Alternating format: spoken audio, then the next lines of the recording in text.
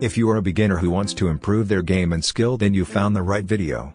I will show you 10 crucial tips that will not only help you in the beginning but further on through your Blox Fruits journey. So even if you're a bit advanced player, you can still find a lot of useful information, so make sure to watch till the end. Today's shoutouts go to these guys. If you want a shoutout in the next video, just leave a like and tell me in the comments what level are you currently in Blox Fruits. Of course, when you're in the first sea as a beginner, you're going to encounter a lot of advanced players who want to show off, and they are going to kill you. Also, they steal your bosses, fruits and etc. So how do you avoid them? Well, when you're on the Roblox Blox Fruits page, go to servers, and where it says descending, select ascending option. So the servers are going to appear with the least amount of players first, so you can join them. I suggest you join the servers with 3 to 4 players, because those with 1 to 2 players a lot of times don't work. So that's how you can get these free private servers, which will allow you to grind out of the first sea in peace. So most of the Blox Fruit players know this, but if you're new, besides rarity, fruits are divided into 3 groups based on their nature.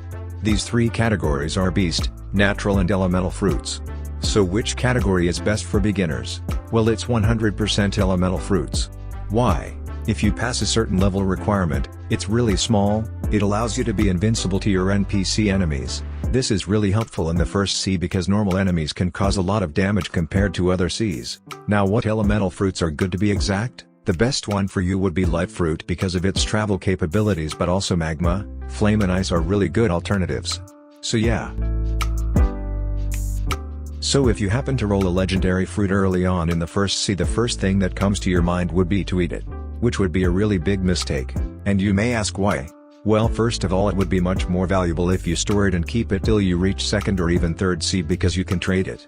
But also, if you already have a good elemental fruit and you eat a legendary fruit, which all of them are focused on PvP, you are wasting your grinding potential for PvP. And trust me, FPing in the first sea is kind of pointless if you compare it to the 3rd sea. So, if you get a legendary fruit, just store it and wait until you can really use it to its full potential. Now this tip is for straight up newbies. So, if you press button Q on your keyboard, your character will dash, and dashes are the fastest way you move around without any additional items, fruits, swords and etc. So if you want to move around the fastest, just keep pressing Q. But keep in mind that it drains your energy, so if you want to have more energy, just put more skill points in your melee stat. Said it was for beginners. Now let's say you don't want a main elemental fruit and you want to do it with a sword. In the first sea as a beginner, you don't have much swords to choose from. But, even though there aren't many of them, there is always a best option. And that is Saber V2 if possible. It has one of the highest damage out of all swords in the game, and you can get it by completing Shank's puzzle. So make sure to not miss out on it. Again, as a beginner you can prevent a lot of mistakes which could slow down your progress drastically. So going by that rule, you have to watch out for stat points. You get 3 stat points every time you level up, which you can put into melee, sword, fruit, gun and defense. You should decide between fruit and sword and start putting points evenly in melee, defense and fruit/sword. Doing that will allow you to get the most out of your items. I'm sure a lot of players know about codes, but those who don't know must know about them. There are actually many codes which give you free stat resets and 2 XP boosts. Now these XP boosts are what are you most interested in when you're first sea. But, don't go too hard and use all of them at once, because they may be more valuable when you reach 2nd or 3rd sea. You should use them in the first sea only when you're stuck at some difficult to grind enemies or bosses, so you can grind the lower level enemies faster. I should make a new video about codes, so hold tight. If you're playing this game for the first time, you're going to encounter countless things that you don't know what to do with. And you can ask other players, and you will actually get sometimes answer from good helpful players.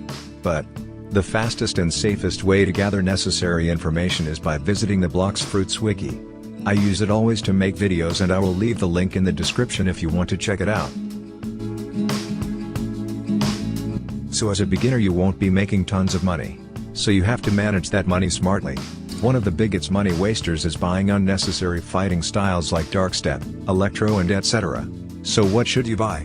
You should buy the Water Kung Fu from the Water Kung Fu teacher in the Underwater City, level 375, first sea, for 750k Pelly. I mean, fighting styles will only help you if you have Buddha, and since you should be using an elemental fruit to grind, you shouldn't focus too much on fighting styles. But since this one will help you in the second C, it's the one to go for. If you're not rich but you have some spare Robux, what is the best way to spend it? Well, you could buy all sorts of stuff, but the most valuable for you would be the 2x money, mastery and XP. So those are the ones that I would buy. Guys, here are all the videos that should help you with the tips that I gave you in this video. Thanks so much for watching and see you soon.